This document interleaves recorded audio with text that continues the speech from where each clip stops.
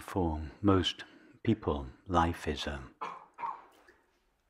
an endless flow of continuously changing thoughts, images, feelings, sensations, perceptions, activities, relationships, etc.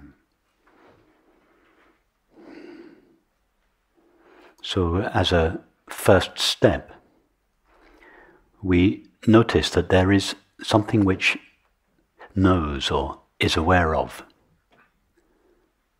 this constantly changing flow of experience.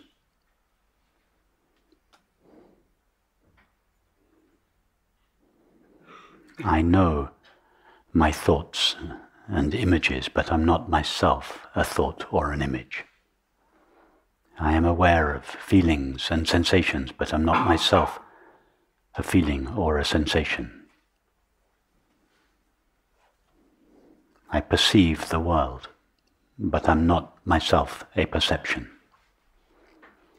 In this way, in this first step, we separate ourselves, as it were, from the objective content of our experience.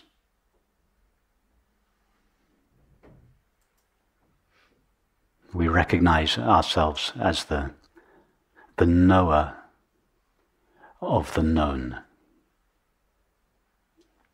the experiencer of the experienced, the witness of the witnessed.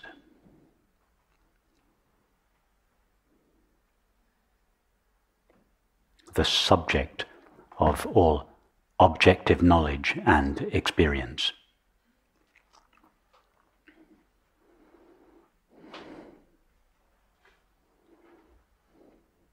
So at this stage we might legitimately ask, if this teaching is supposed to be about non-duality, what legitimacy is there in starting off by dividing our experience into a subject and an object?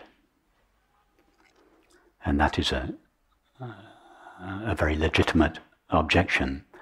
And the reason for it is this, that for most people, experience is already divided into a subject and a multiplicity and diversity of objects. The subject is considered to be I, myself, this body-mind, and the objects are everyone and everything else. So the teaching starts by pointing out that it is not I, the body-mind, that knows the world. It is I, awareness, that knows the body, mind, and world.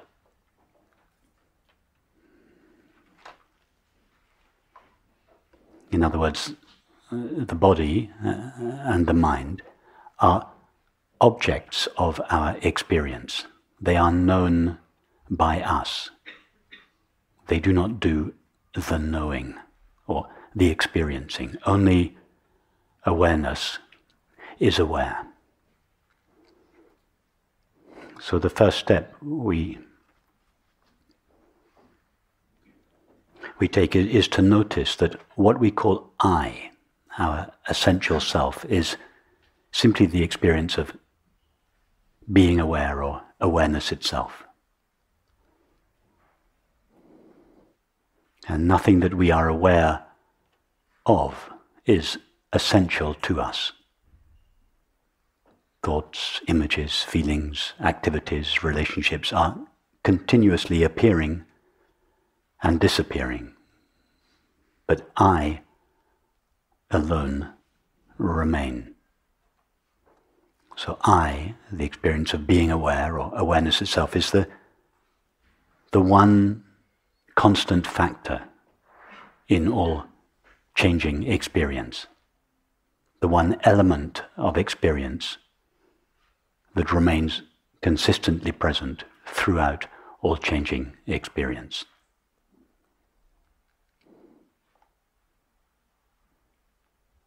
Don't take my word for it. Check your own experience. Is there anything in your experience,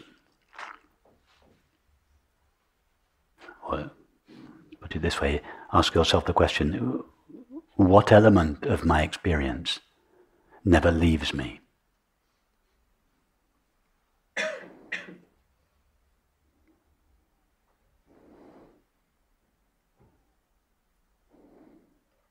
I am obviously always present. We say, I am awake now. I had a dream of a Caribbean beach last night. I slept well last night. Last year we called ourselves I. 10 years ago we called ourselves I.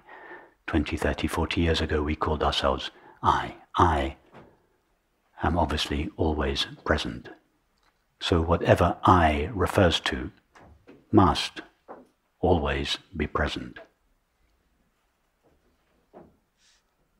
What is that? What element of your experience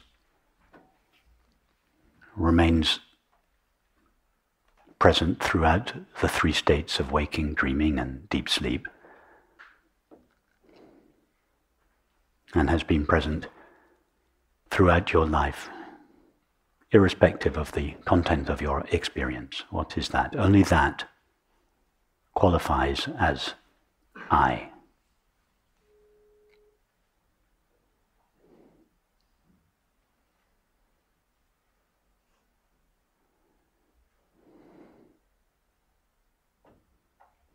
What we are aware of is continuously appearing, existing, and vanishing.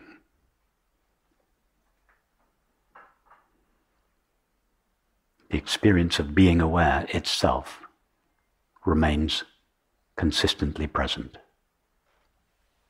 The experience of being aware, or awareness itself, is the only element of experience that doesn't come and go, and therefore is the only element of experience that qualifies as I.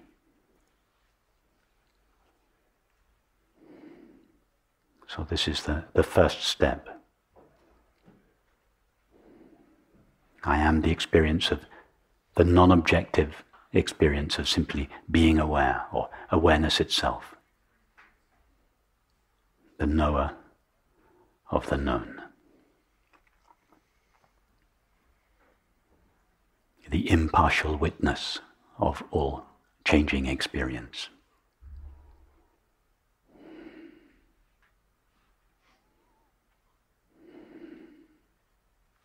And this impartial witness of experience never itself undergoes any change.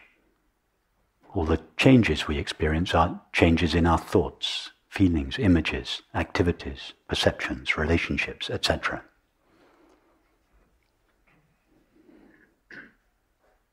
The experience of being aware is always the same experience. If I were to ask you now, go to the experience of being aware. No, let's go back. If I were to ask you now, go to the experience of your thoughts, your feelings, your sensations or perceptions. And you were to compare these with your thoughts, feelings, sensations, etc. yesterday, or last year, or 10 years ago, they would all be different. They would not only be different from one another, they would be different at any moment of our lives. But if we were all to take a sample now of the experience of being aware, and we were to compare it with a sample of being aware yesterday, or last year, or 10 years ago, or 20 or 40 years ago, it would be exactly the same. The experience of being aware is always the same experience. It never undergoes any change. It is not subject to the qualities of experience. And if we were to, each of us, write down our current thought now, And to make a list of them, we would end up with 250 or 60 different thoughts. If we were all to describe our current feeling or our current sensations and to compare them, they would all be different. But if we were all to describe the experience of being aware, in other words, if we were all to describe our essential, irreducible self, as long as we all understood what was meant by our self, our descriptions would be identical.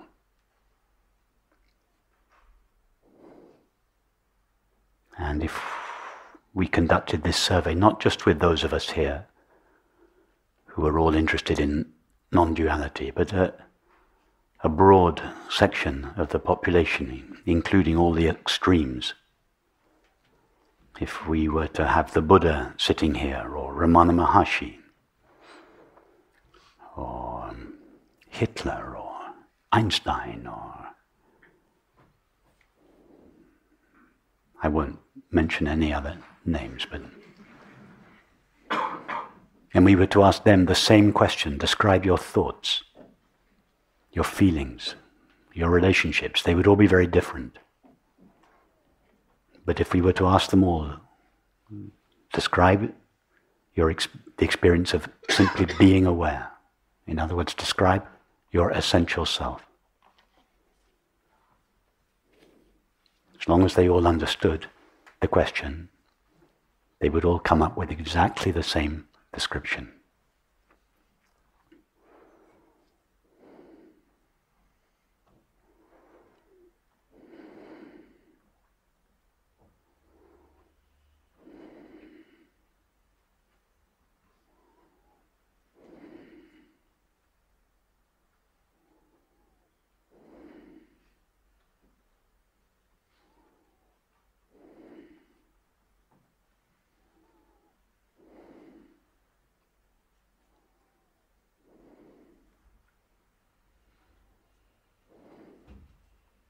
So there are some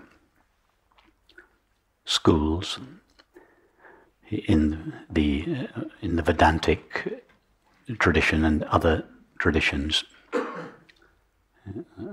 that don't go further than this step, this stage, this recognition of ourself as the subject of all objective knowledge and experience. Some schools or spiritual traditions are built around this understanding, and there's nothing wrong with that. It's perfectly legitimate.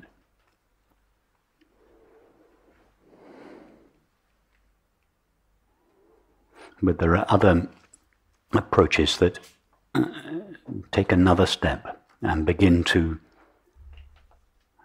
explore, having separated awareness from the objective content of our experience,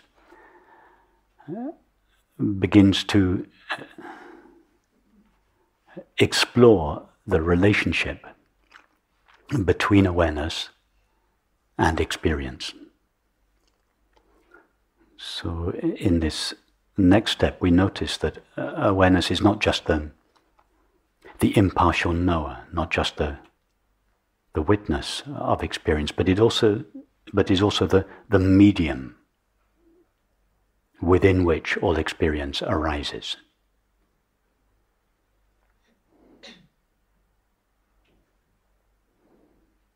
In other words, awareness is not observing experience from a distance.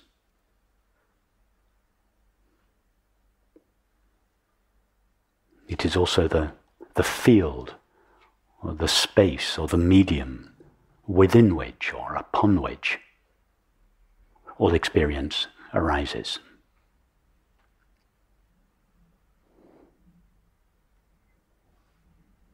So the common analogy for this is the sky of awareness. In other words, the space-like presence of awareness. Awareness is not really a space, it has no dimensions. but it's not possible to visualize or think about something with no dimensions. So as a concession to the mind, we say awareness is like a space, like the sky, and the objects of experience, thoughts, images, feelings, sensations, perceptions, etc., are like so many clouds floating in the sky of awareness, like so many fishes swimming in the ocean of awareness. In both cases, awareness is the field, the medium, the presence, the space, not just to which all experience appears, but within which all experience arises.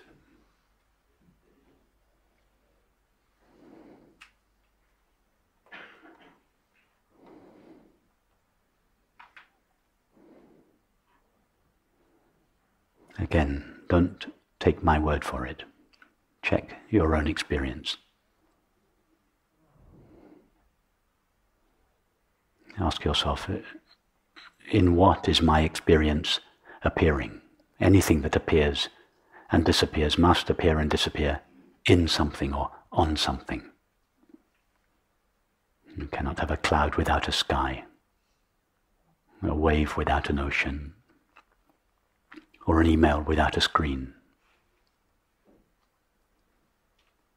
So in what are your thoughts, feelings, sensations and perceptions appearing? In what medium?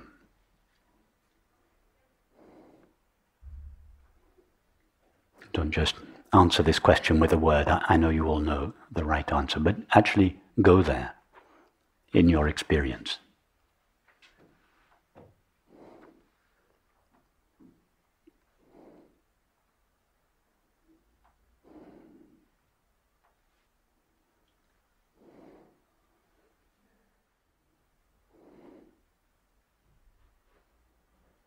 In just the same way that we cannot see physical space, and yet we are always experiencing it, relatively speaking.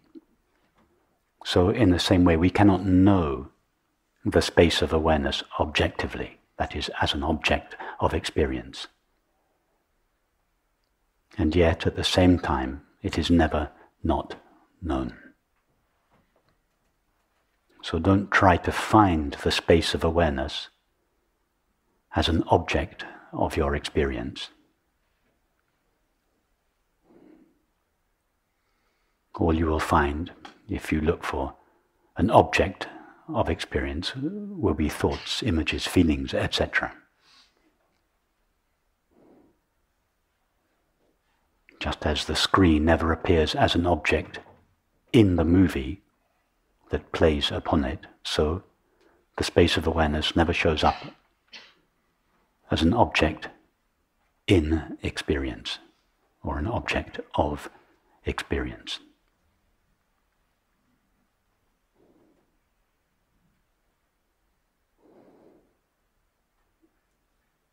So it is not possible to know awareness as an object. It is only possible to be the space of awareness knowingly.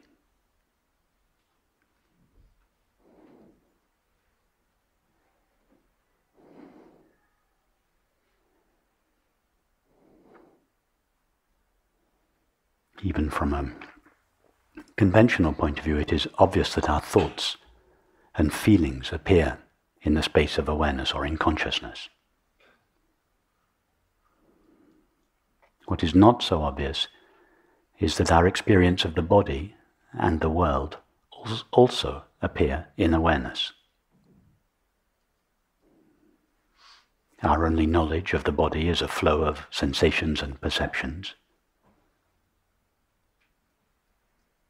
And our only knowledge of the world is a collection of perceptions. All sensations and perceptions appear in awareness, the only place where it is possible for anything to appear.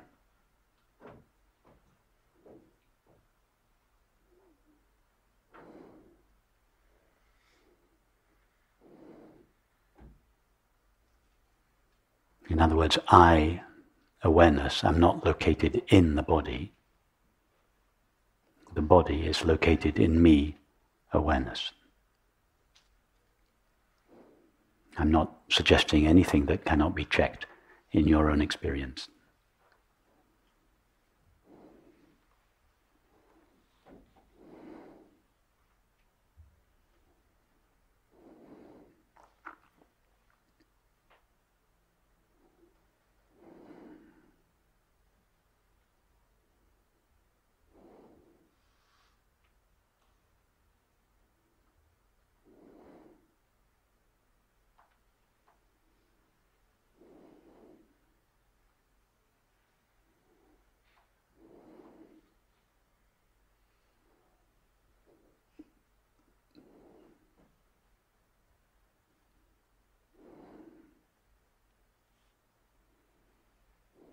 Ask yourself the question, what is the nature of the space of awareness in which my experience arises?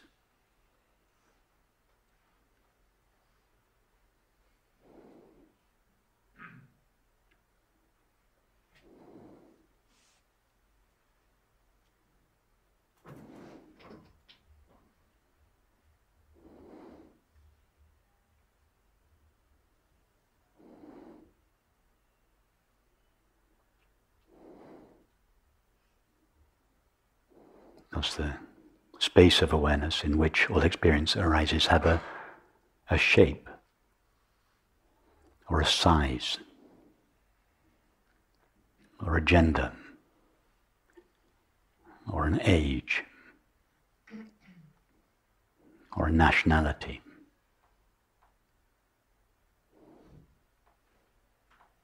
or a marital status?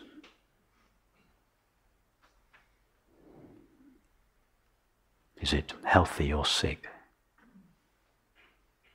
Is it wealthy or impoverished?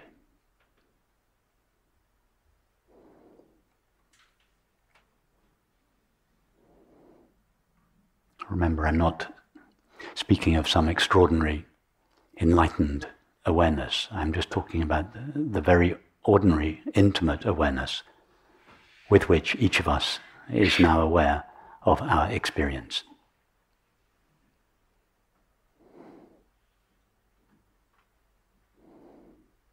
This is not an awareness that has been worked on for 30 years.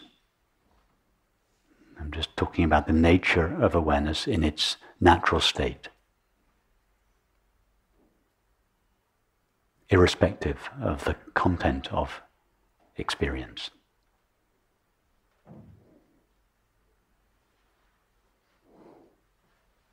What are its qualities, if we can call them qualities?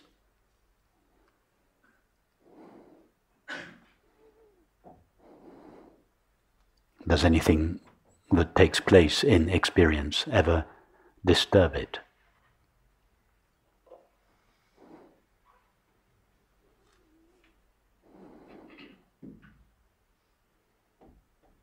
Does anything that takes place in experience ever add anything to it or remove anything from it?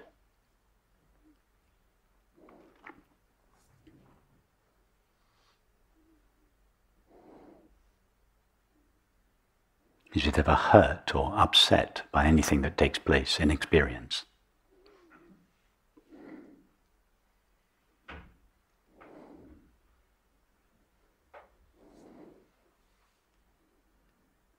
Is it ever tarnished by experience?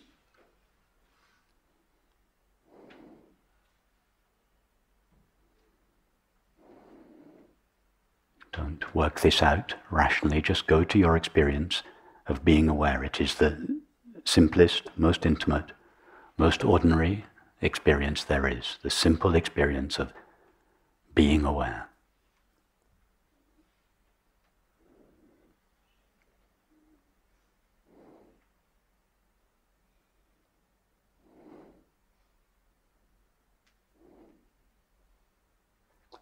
It is so close, so intimate, even more intimate than our most intimate thoughts and feelings, that most people overlook it. in favor of objective experience.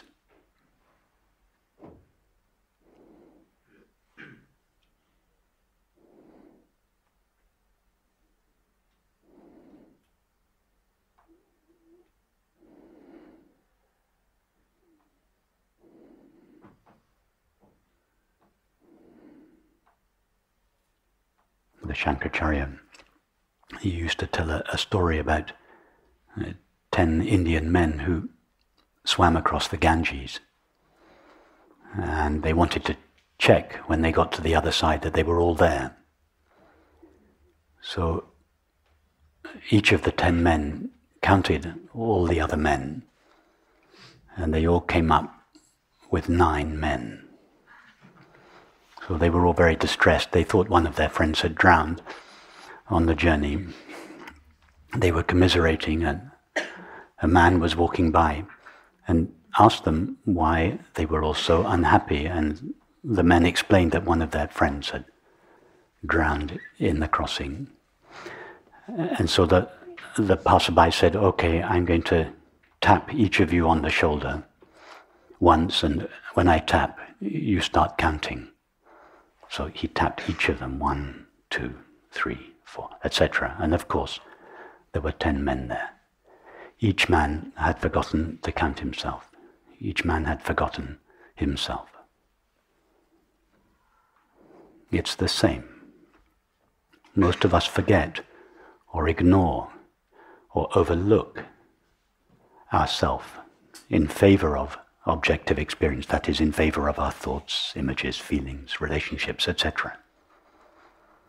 Our self is not something extraordinary or foreign to us. On the contrary, we forget it precisely because it is so close to us, so well known to us,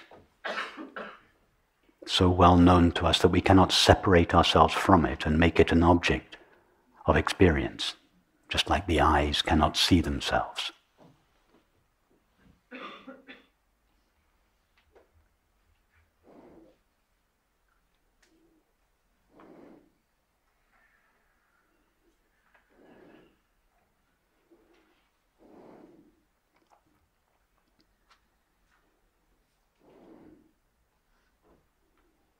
What in the Vedantic tradition is called ignorance, it refers simply to this ignoring of ourself. It doesn't mean ignorance in a pejorative sense as it does in our culture. It doesn't mean stupidity or anything like that. It just means this essential ignoring or overlooking of our own being. And this is considered to be the primal cause of all suffering. And therefore the remedy, the ultimate remedy for all suffering is the remembrance of ourself. Not the remembrance of some extraordinary, enlightened awareness. Not an awareness that has been polished and meditated upon for 30 years, just the very ordinary awareness that each of us essentially is now.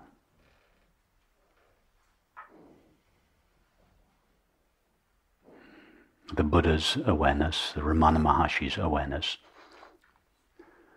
was not some extraordinary enlightened awareness.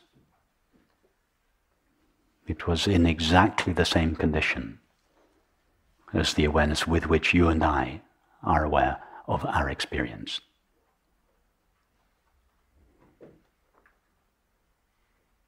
The only difference between the likes of Ramana Maharshi and the Buddha, Meister Eckhart, and many others was that they did not allow the content of their experience to eclipse the knowing of their own being.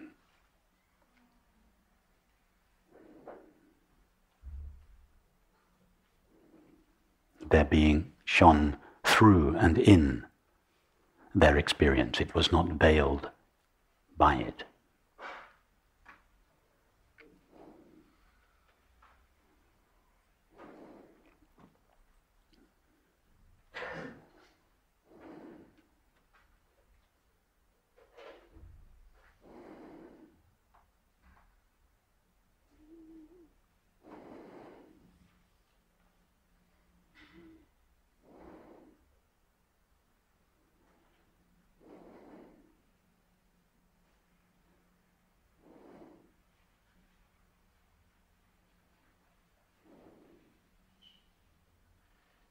Ask yourself the question, can I find an edge to the field of awareness in which my experience arises?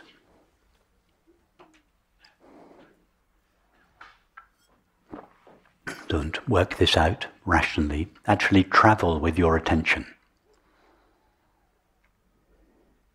See if with your attention you can reach the outer reaches of the space of awareness.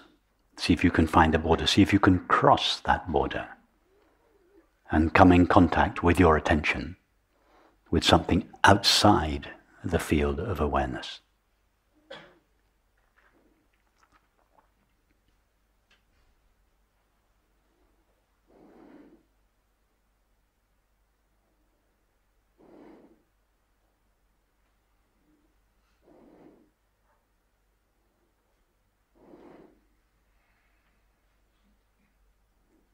I don't mean to imply that you are exploring awareness as if awareness was something other than yourself. You are the awareness which is exploring yourself.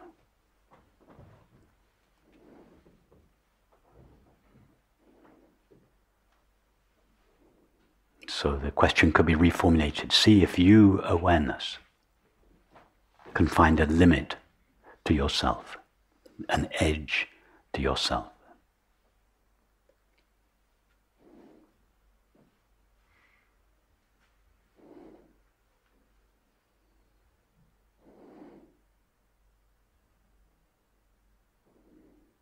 And if awareness cannot find a limit to itself, then awareness's knowledge of itself must be unlimited. If we ask thought about the nature of awareness, thought will of course tell us that awareness is temporary and finite. Why? Because thought believes that awareness lives in and shares the limits and destiny of the body. But we're not asking our thoughts. We're asking awareness, what is your experience of yourself? After all, awareness is the only one that is aware of anything, including itself.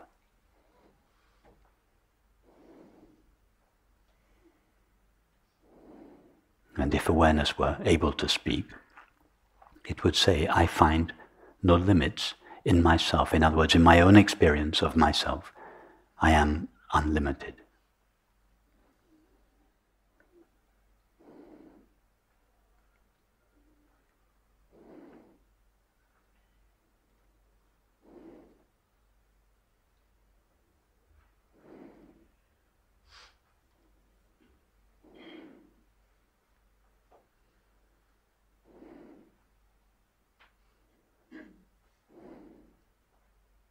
Be open to the possibility that the awareness with which each of us is aware of our experience is the same awareness, but there cannot be more than one unlimited awareness.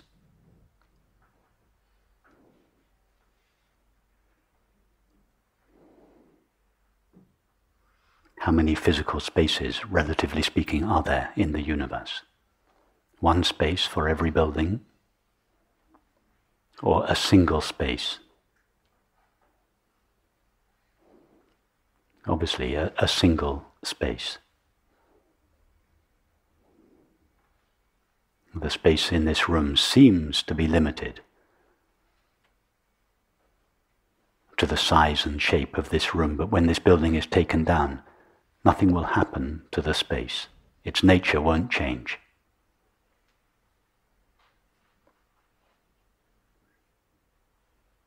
It's exactly the same, the experience of being aware that fills the body or pervades the body is not limited to the size, the shape, the gender, the age of the body. Be open to the possibility that there is a single, infinite, or unlimited awareness that shines in each of our minds as the knowledge I, or I am aware.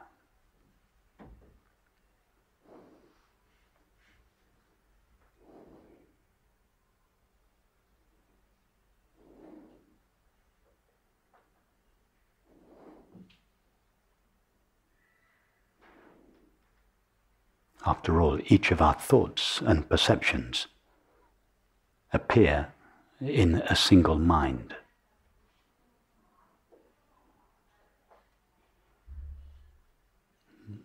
What is so strange about the idea of each of our minds appearing in the same consciousness?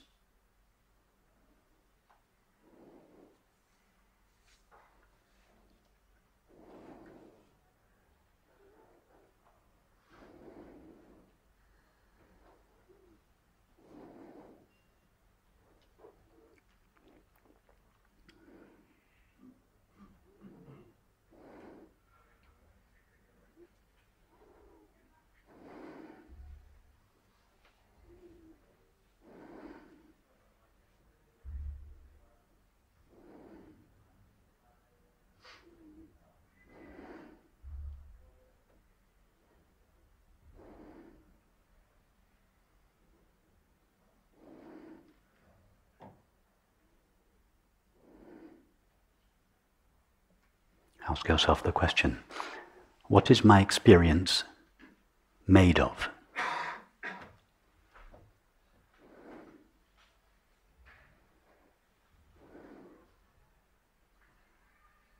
What are my thoughts? What is the stuff out of which my thoughts, images, feelings, sensations and perceptions are made of? If I were to touch that stuff, what would I find?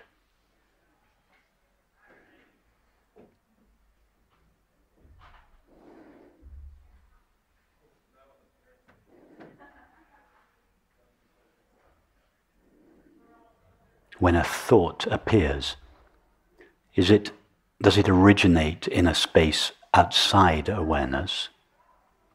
Is it placed into awareness? And then when a thought disappears, is it removed from awareness? Does it disappear into a space outside awareness?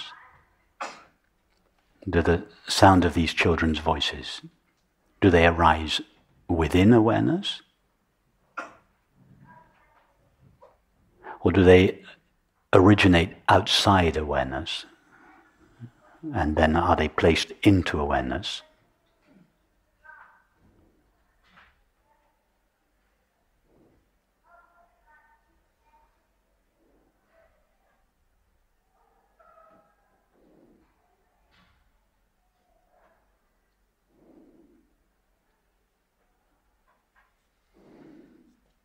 And if all experience arises within awareness and exists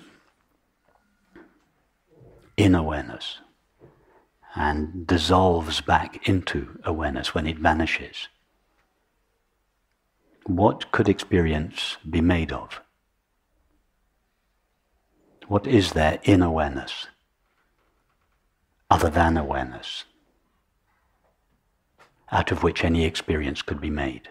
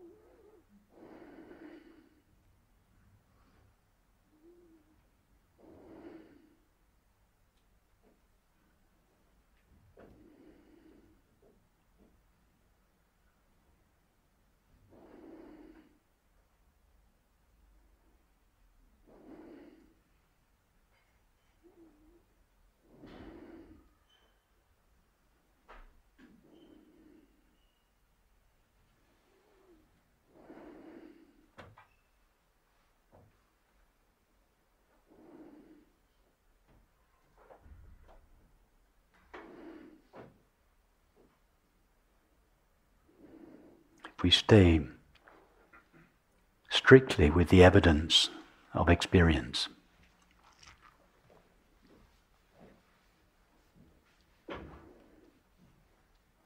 we have to conclude that everything we know or experience is known by consciousness appears in consciousness and is a play of consciousness.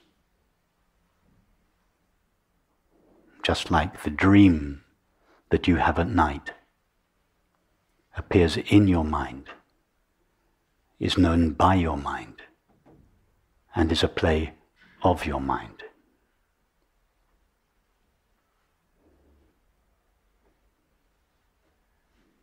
Likewise, anything and everything that we experience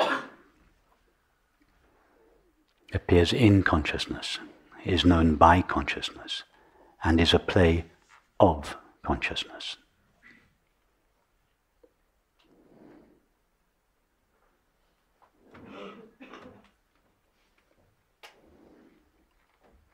All there is to a thought is the knowing of it.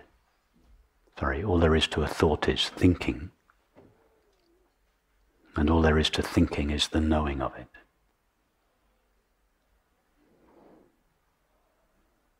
All there is to a sensation is sensing, and all there is to sensing is the knowing of it. All there is to a sight is the experience of seeing.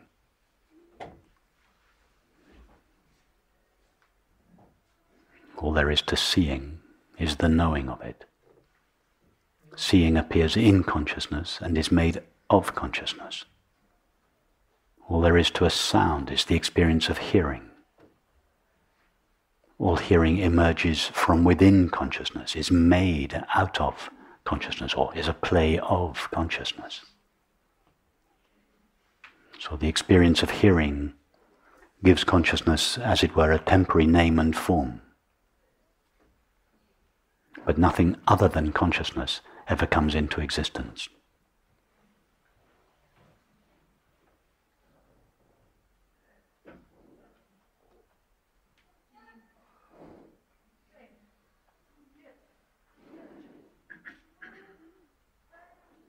So the objects of experience are not really like fishes in the ocean. They are more like currents in the ocean, made out of the very stuff in which they appear. Movements or modulations of water. Likewise, all experience is a movement or the activity of consciousness. A single, intimate, infinite, indivisible whole, modulating itself in all forms of experience, appearing to itself as 10,000 things, but never actually being divided, never itself being divided into a multiplicity and diversity of objects and selves, always a single, infinite, indivisible whole. In just the same way that each of our minds at night has a dream, and dreams within itself a world in which 10,000 things seem to exist. But our mind, the dreaming mind, is never itself fragmented into 10,000 things. It always remains a single, indivisible mind, which appears to itself as 10,000 things. But its integrity is never compromised.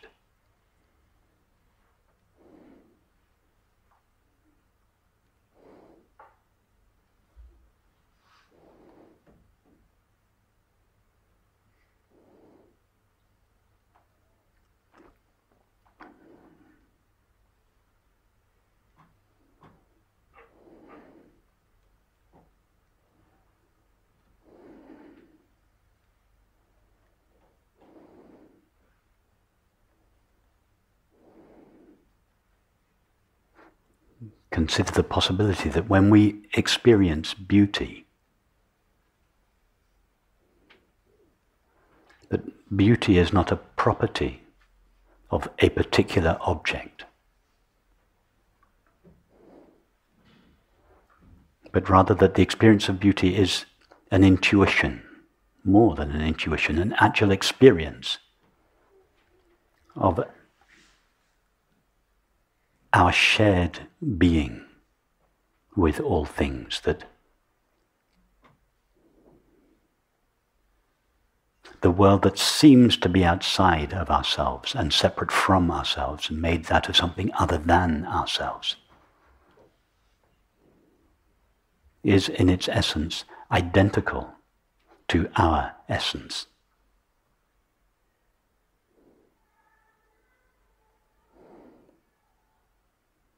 That the isness of things is identical with the amness of ourselves. That when we consider the possibility that when we experience beauty, that is what we are really experiencing.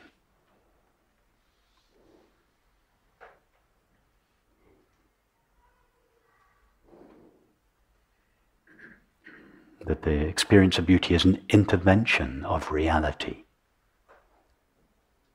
into our dualistic way of seeing.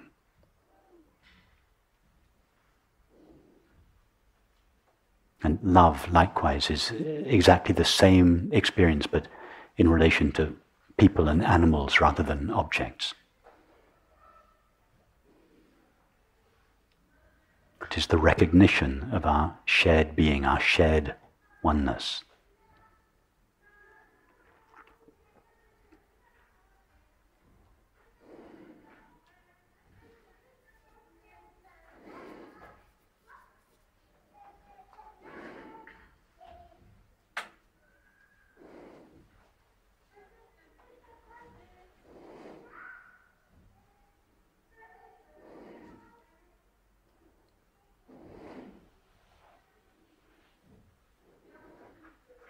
Picasso once said, "Art is a lie,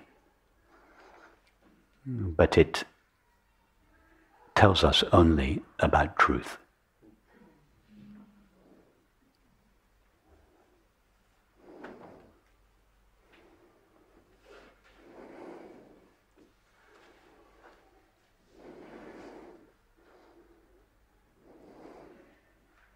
The purpose of art is to intrude on our dualistic way of seeing the world, to intervene in the way we normally perceive. And in Cézanne's word, to give us a taste of nature's eternity, to give us a taste of reality. It is a lie in the sense that it uses, in the case of a painter, it uses objects, colors, shapes, forms as its language. But the purpose of these objects is only to point towards the objectless reality of things.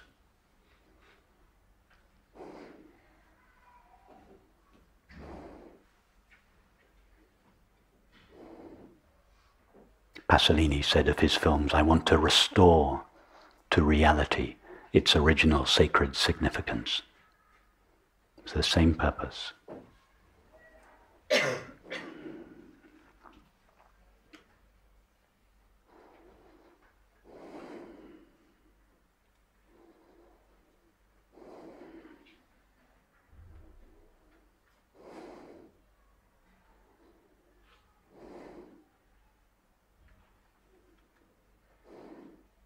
So in the first step, we recognize all experience appears to consciousness.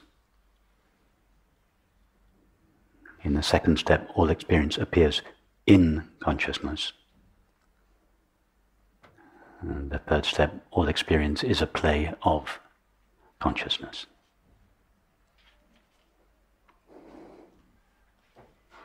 All that is necessary is to understand this and to lead a life that is consistent with this understanding.